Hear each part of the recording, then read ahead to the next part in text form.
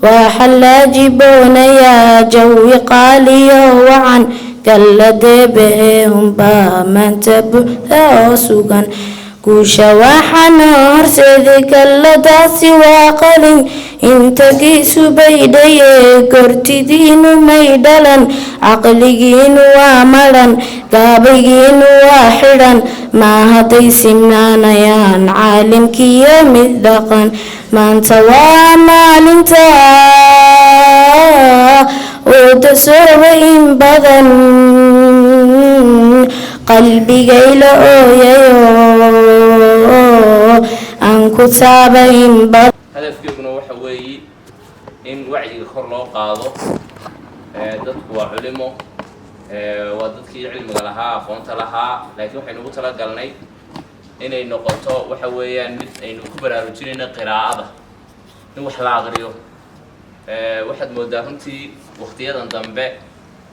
waxa hoos u dhac ku jira wax aqrinta dadku berigii hore iyagoon cilmi badan baranin oo waxa weeyaan aqoontoodu ay kooban tahay ay wax yar barteen wax badan bay aqriyi jireen waxa ogtiin quraanka kariimka suuradii ugu horeysay soo degtay ama aayadii ugu horeeyay soo degay waxay shanta aayadood ugu horeeyay suuratul alaq ama suuratul iqra waxaan ognahay hadiya jeer aqoonta marka laga warramayo waxa asaasi ah laba shay waa shayga qiraa'ada la yiraahdo iyo shayga kitaabada la yiraahdo marka ahmiyada ay qiraa'adu leedahay ilaahay laba jeer ayuu sheegay hala kitaabada iyo qoraalkana ilaahay hal mar uu ku sheegay marka aayadda guud ahaan aqoontu qiimaha ay leedahay gaar ahaan akhriska iyo qoraalku qiimaha uu leeyahay ilaahay wuxuu iqra bismi rabbika alladhi khalaqa al-insana min 'alaqin iqra wa rabbuka al-akram alladhi 'allama bil qalami 'allama al-insana ma lam ya'lam wa ilaahay sheegay marka qalinkii oo wixii wax lagu qoraayay iyo hal mar uu sheegay qiraa'adina ilaahay subhanahu wa ta'ala laba jeer ayaa rabbi uu sheegay oo quraanku ku sheegay marka halka oo shantii aayadood quraanka kariimka ugu soo hordegay markaasi waxay ina tusaysaa ama sumad iyo calaamad ay u tahay ahmiyada ay leedahay marka akhrisku uu leeyahay inay tahay ummadani ummatu iqra ummadii marka iqra marka waxay iqra ay ku soo degaan ummadii wax akhriska inay tahay dadkii cilmiga lahaaba meesha fadhiya maraakiista ka ahaa marka mas'uuliyiinta ama marka maraakiista dhiganayay iyo madaarista iyo yani meelaha goobaha cilmiga laga soo maray waxaan marka yani waxa way ku dari lahaa intii sheekha hawsha inoo taala runtii in wax la akhriyo iyo kulan iyo hawsha way ka weyn tahay ummadan baa u baahan in la badbaadiyo oo marka maxaan ku dhahday dadka mukhadaraadka isticmaalaya dadka maartay iska dhibta badan dadka marka diinta ka fogaaday dadkeena ma garanaysaay jahligu aad iyo aad ugu fara badan yahay dadkaas u baahan garanaysaay in maartay ducaad loo noqdo oo la soo hanuuniyo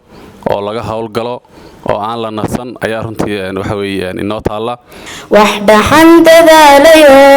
dulqaadariiradan hurdadii ka cagnayo ka hayaan mildadan waxdahan ka somnayo ka dhaqaaqnay gelqalan waxdahan dartii u seexday meelha hoosla oo ba'an kuusha waxanoo seedika ladaasi waa qalin inta kiisu baydhaye kortidiinu maydhalan caqligiinu waa maran gaabaygiinu waa xidhan maa hadday simnaanayaan caalimkiyo mid dhaqan aynu noolnahay fursad baynu haysanaa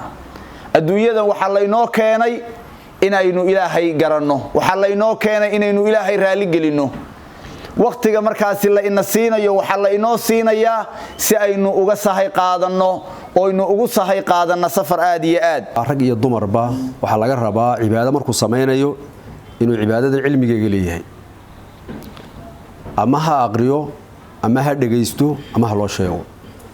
haddaan qofku cibaadadu sameeyo uu cilmigeega u lahayn daytaa xilliga daytaa qaabka loo sameeyo daytaa goobta lagu sameeyo daytaa tirada laga sameeyo waa inuu qofku u leeyahay aqoon waa laga maarmaan wuxuu qofku u gudbayaa hadduna cilmigii awna u lahayn cibaadada inuu bidaac iyo waxaan diinta ku sugnaanin inuu marka qofku ilaahay ku caabudo arrintaas khatar bay keenaysaa ka dawradu waxaan oran karaa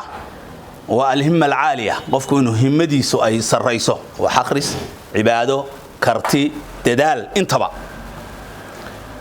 imaamkii loo oran jiray imaam Tabari oo la yiraahdo imaam min aimati tafsiir ama waaba ragga ugu horeeya xagga tafsiirka ayaa waxa la yiri tafsiirkiisii ayuu qoraalkiisii bilaabay markaasuu ku yidhi dalabadiisii diyaar ma u tihiin in tafsiirkan aad akhridaan markaasay dhahaan waa imisa markaasuu yidhi 30,000 waraq waa 30,000 oo page ugu yaraan ama warqad markaasay dhaaheen anagoon akhrin qiyaamuhu dhaco ayaanu ka baqanaynaa ama in adduunyaduba ay masaasoo kale marka waxa la yidhi wuxuu yidhi maatatil himam himadii waa dhimatay marka wuxuu ku soo ururiyay baa la yidhaahaa ilaa 3,000 oo warqadood meelahaas adigu ugu yaraan dhowr iyo 10 majalladood meelahaas haddaanu ka badnaynba waa runtii yani xilligaa